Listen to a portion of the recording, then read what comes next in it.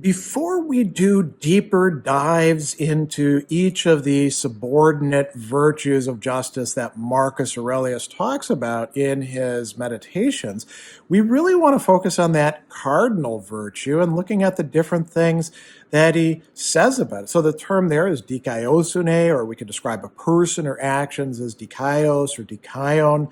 And the first thing that he brings up that I want to focus on is he lauds this person Severus for having not just justice, but a love of justice, for being philodikaion. That's a great starting point.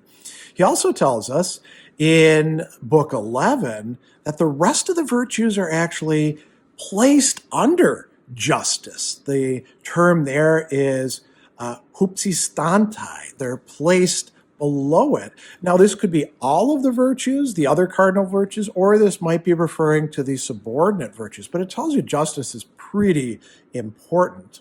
He also gives us a nice partial characterization of justice. It doesn't tell us everything that it is, but this is key. He says, justice freely and without hedging, to speak the truth and to do things according to law and according to worth. This is in book 12.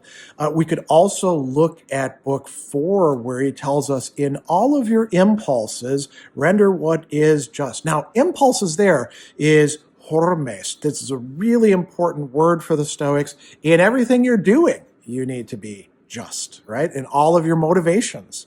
Also in book 4, he's going to tell us a little bit about not just us, but the universe. All that happens with justice, not just in accordance with ordered series of events, but with actual justice, and by one, namely God, who assigns according to worth, which is at the very core of what justice is for the Stoics. And I think there's another key passage that reinforces this about the universe. He says, human nature is part of a nature which is both reasonable and just, inasmuch as it assigns to each freely in accordance with its worth. And now notice what he's going to say it assigns: its times, substance, cause, activity, and occurrence. So the universe itself is assigning metaphysical stuff fairly to all the things that exist. We should be like that. That gives you an idea about the cosmic scope